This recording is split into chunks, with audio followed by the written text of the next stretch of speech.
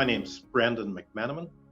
I'm a PSA delegate. I'm Jackie Kirk and I'm a delegate for Community Services and I cover the Central West area. My name's Tom Hooper. I work for the old JIRT, we're now called the Joint Child Protection Response Program. My name is Alison Corrigan and I am a senior caseworker working in child protection for the department. My name's Sheldon Souter. I'm a child protection caseworker at the helpline for Department of Communities and Justice. Been a PSA delegate for well over 20 years. I work in Wagga Wagga. I've been here for about 2.5 years now. I've been in the job about 15 years and I've worked in a variety of positions, but my home is at the helpline where I currently work.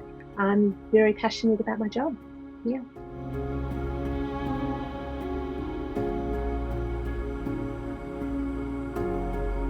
We're using technology a lot more and I think that's really increased connection. Our members, our workers can demonstrate quite clearly that they don't need that level of oversight.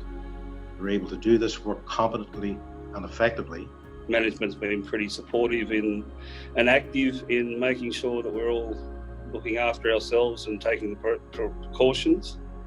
So WHS has come to the fore in this. I think that's a positive aspect. It means that the noise that we often experience around bureaucracy and restructures and budget pressures is not as present. I'm not saying that it's not there anymore. I'm sure it will reappear, but it's not as present, and it's enabled us to all be really present in our work and do what's really important, which is working with children. It's really been a time to reflect on the emotional support that's needed to actually do child protection work.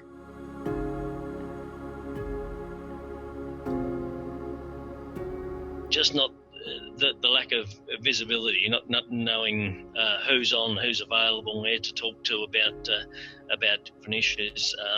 We've got systems in place to deal with it, but they don't work as well as actually being able to stand up on an office floor and see who's there that you can talk to. It hasn't been easy at times, especially given the nature of the work that we do, given that it's trauma work. When you're doing home visits, it's always a worry.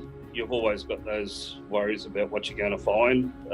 There's always, well, not always, but there are threats to your safety. And that just adds to the extra stress of going into a home and there might be COVID-19 in there. So when you're my age and you're an ex-smoker and you do have some concerns, extra concerns about it all. That support that people get working together face to face, I think that's a big loss in this changed environment. I believe there has been an increase in anxiety adapting to this change, where workers have needed a lot more support.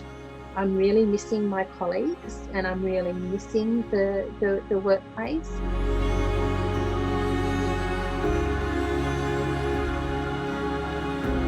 In these times, it's so important to be looking after yourself. Your family's important, so make sure you look after them by staying healthy yourself. We really need to stand in solidarity because care for workers really means a better service for children and families in their communities. I'm confident that this will be a temporary measure if we all continue to just do the right thing and stick by each other. It doesn't matter what job we're doing in child protection, whether we're a client service officer or a manager or a caseworker. We're all doing this work because we care about children and are passionate in working with children.